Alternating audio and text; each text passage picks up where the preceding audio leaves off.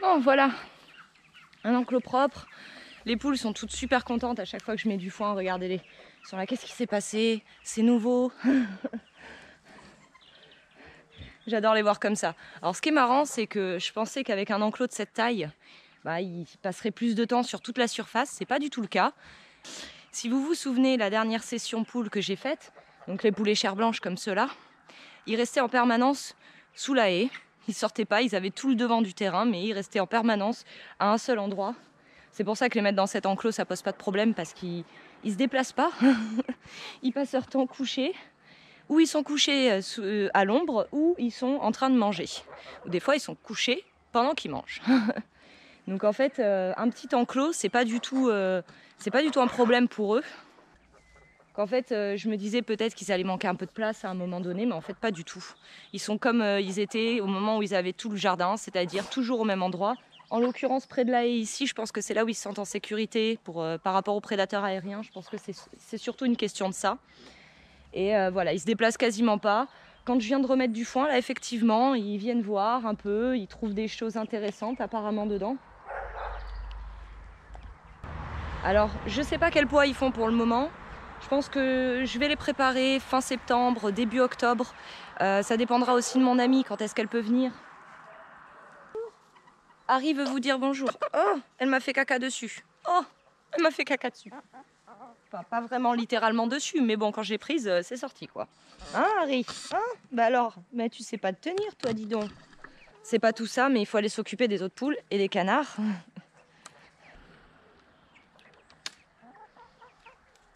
Alors mes beautés, comment ça va mes beautés?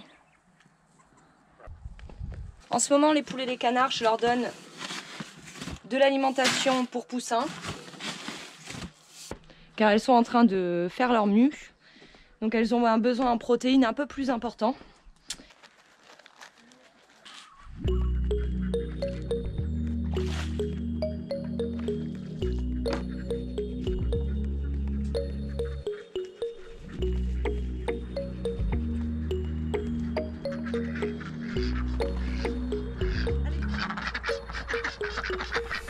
C'est incroyable. D'un coup, il fait chaud et humide, alors que dans le reste du jardin, c'est pas du tout ça. On va voir si ce matin, les oies viennent ici pour manger. J'aurais donné à manger devant la maison, bien sûr, mais il se trouve qu'elles aiment bien venir ici juste pour embêter les canards. Je crois qu'elles en ont après les canards. Ça, par contre, c'est pas top. Mais c'est vrai que ça calme Donald, qui avait tendance à tout le temps attaquer la poule, à tout le temps attaquer au moins une poule. Depuis, il s'est rendu compte que ça y est, il n'est plus en haut de la chaîne alimentaire.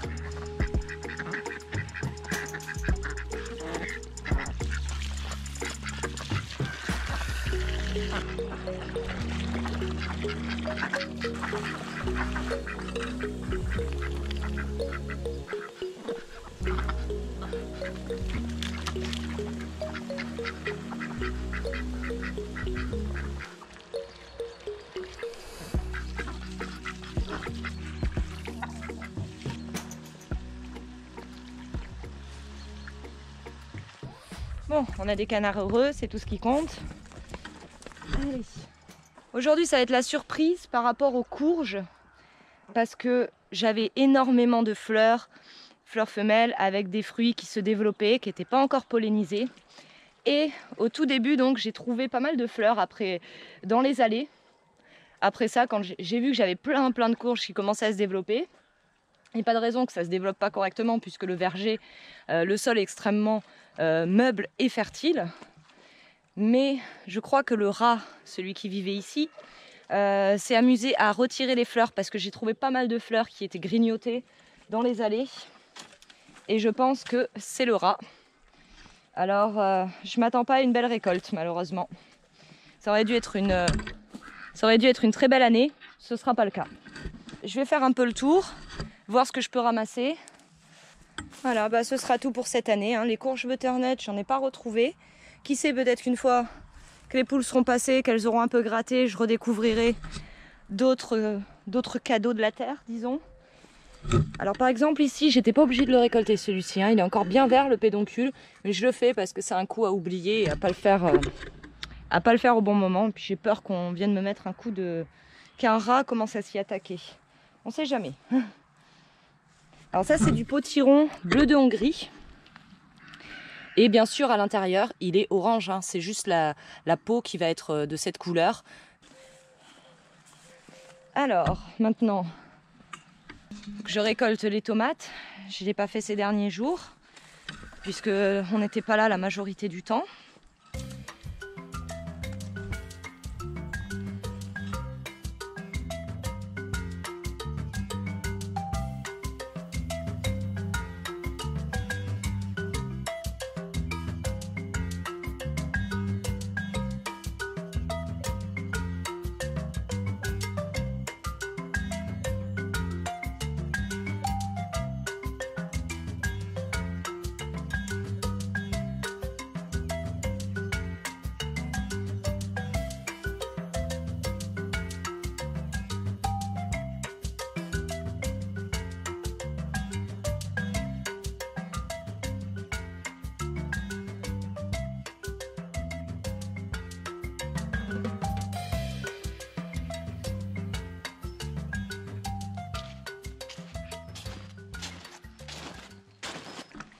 Et maintenant, je vais récolter quelques poivrons dans la serre puisque ce soir c'est nachos. Il s'est fait un gueuleton encore de graines, hein. C'est pas possible. Je vais récolter la tête de ce tournesol pour être sûr au moins de conserver quelques graines. Regardez-moi ça, tout ce qu'il a mangé. Mais on a quand même encore quelques graines de tournesol. Je vais essayer de récolter un maximum de graines possible.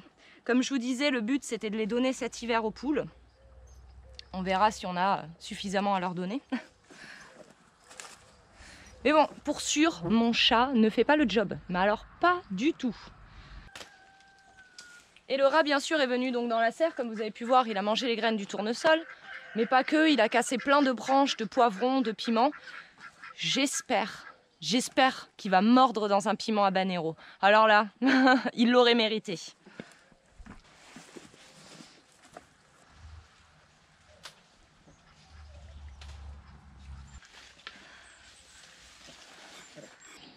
Bon ben, je pense qu'on est bon pour ce matin.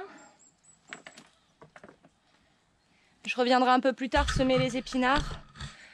Je vais surtout ramener ça à la maison. Alors comme vous pouvez voir, des fois on a des poivrons, ils sont un peu mous. Voilà, ils sont un peu fripés, un peu mous. C'est pas grave, on va les manger directement ce soir frais. Par contre pour la congélation, j'essaie de garder ceux qui sont les plus beaux, qui n'ont pas d'impact, les plus durs.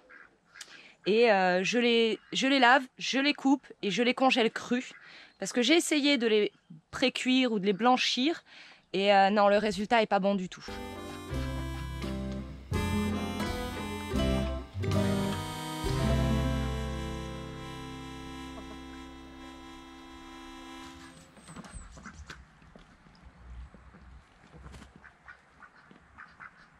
Maintenant, pas mal de personnes m'ont demandé d'expliquer plus en détail le genre de propriété qu'on recherche pour déménager et notre budget aussi.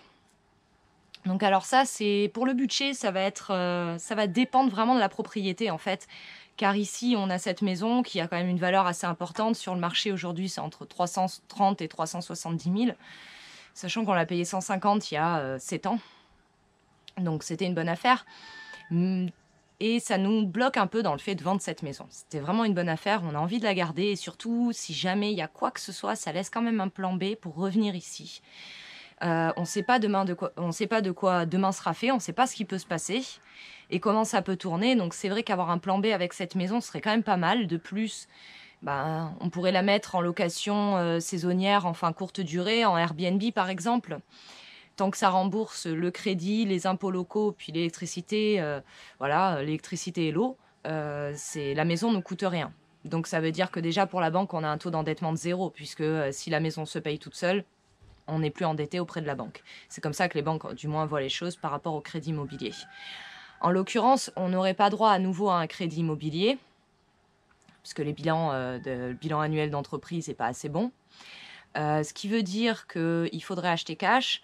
Au niveau du budget, ça va vraiment dépendre ce qu'on peut... Vraiment, je ne saurais pas dire exactement le budget qu'on a, car déjà, on cherche avec des amis. C'était pas forcément prévu au départ, mais maintenant, on s'est lancé là-dedans. Je vais enlever mes bottes, elles me grattent. Je sais que ça peut paraître un peu comme une mauvaise idée d'investir à plusieurs. Seulement, on serait 2 couples. Et surtout, les personnes, ces amis en question, sont des entrepreneurs, sont des gens, quand on leur parle de quelque chose qui pourrait être une bonne affaire, ils se jettent dessus. Ils vont pas parler pendant un moment pour ensuite qu'il se passe rien. Et c'est pour ça aussi que voilà, c'est des gens, ils voient quelque chose, ils voient le moyen de s'en sortir, ils voient le moyen de faire quelque chose, d'évoluer, d'avancer, et ils sautent dessus. On a visité hier, avant-hier, une propriété avec 41 hectares de terre. Et c'est une ancienne forge en fait, c'est quasiment un château, le truc, c'était incroyable. Voilà, mais c'est aux enchères, hein, donc c'est le genre de truc... même si on était tombé sous le charme et qu'on le voulait vraiment, bah, ça dépend de... Est-ce que quelqu'un fait une enchère plus élevée que la nôtre? Sachant qu'à chaque fois qu'on enchérit, on met de l'argent qu'on récupérera pas, notamment les frais d'avocat. Par rapport à la propriété en elle-même, il y a une tonne de travaux à faire. Je vais vous dire, c'est le projet de toute une vie. C'est pas 5 ans de travaux, c'est pas 10 ans de travaux. Je pense que dans 30 ans, on est toujours en train de faire des travaux. On n'est pas encore décidé par rapport à ça, parce que même si c'est vraiment un lieu incroyable et que là on pourrait vraiment se faire une ferme, ce serait génial. Il y a des bâtiments qui permettraient de pouvoir faire directement un restaurant, sachant que mes amis sont dans la restauration. En particulier ma copine qui elle a la norme HACCP, elle était traiteur à domicile, ils ont déjà monté des petits business dans la restauration, donc voilà, ils connaissent leur domaine. Moi aussi je connais mon domaine dans la restauration. Ça pourrait permettre de payer les travaux de la propriété, de la propriété principale, tout en commençant un business. Nous, vraiment, aujourd'hui, ce qu'on va rechercher, donc, ça va être une propriété avec de la place. Au minimum, on cherche, si c'est avec mes amis, ce sera au minimum 10 hectares. Vraiment, le minimum, ce sera 10 hectares. Ensuite, il nous faut une propriété sur laquelle il y a de l'eau, une source, un ruisseau qui passe par là, peu importe, mais il faut au minimum de l'eau. En termes de recherche, voilà, ce qu'on voudrait, c'est une propriété avec au minimum 10 hectares et du bâti qui permette de créer un gîte et un restaurant. Et en plus, pour nous, d'y vivre, évidemment, puisqu'on ne va pas faire des allers-retours et vivre ailleurs. C'est pas le but, de toute façon. En termes de budget, honnêtement, ça peut aller de 150 000 à 350 000. Ça dépend vraiment du type de propriété qu'on va trouver. Car si on tombe vraiment sur une très bonne affaire, on mettra le prix s'il faut le mettre. En revanche, c'est sûr qu'on ne va pas payer 300 000 € pour une ruine avec 3 hectares de terrain, ça c'est certain. Donc voilà, on ne sait pas exactement ce qu'on recherche. Tout ce qu'on veut, c'est du bâti. Il faut qu'il y ait du bâti existant ou même des zones du bâti qui soient plus existants à l'heure actuelle ou en ruine, mais cadastrés. De cette façon, c'est possible de reconstruire. Et il faut qu'il y ait de quoi faire assez de logements pour que nous puissions y vivre. Mes amis aussi, sachant qu'ils ont 3 enfants. Et faire quelques chambres en gîte et surtout une partie restauration. Donc bon, c'est encore relativement flou, ça va vraiment dépendre de ce qu'on va trouver en propriété et par rapport à la situation géographique. Si c'est avec nos amis, ce sera certainement en Nouvelle-Aquitaine. Il y a de grandes chances parce que je ne les vois pas partir trop loin. Si c'est seulement pour Renaud et moi, on garde quand même cette option-là, hein, parce qu'on ne va pas rester... focalisé sur un seul projet, hein. L'immobilier, ça dépend de ce qui arrive sur le marché, ça dépend du budget, donc il faut être flexible. Et si c'est pour Renaud et moi, on pourra se contenter d'une propriété avec 3 hectares, tant qu'on a du bâti qui nous permette quand même de faire un gîte, car moi-même toute seule, je ferai un gîte. Même si je ne fais pas forcément de restauration, je ferai un gîte, ça c'est sûr. Et c'est vrai que dans l'idéal, il faudrait quand même une propriété où il y a un accès internet relativement stable et bon, parce que Renaud fait du trading. Donc en faisant du trading, il a besoin d'avoir une bonne connexion internet et ça c'est assez problématique car la plupart des bonnes propriétés avec de la terre qu'on trouve, on n'a pas de réseau téléphonique, on n'a pas de 4G, on n'a rien. La récolte de courges, c'est une déception. Bon, en tout cas pour les tomates, bah, c'est bien, on a une petite récolte pas mal. Et les poivrons, c'est pas mal aussi.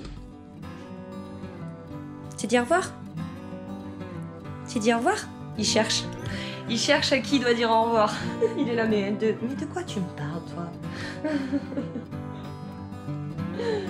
Je t'aime, Patouchka.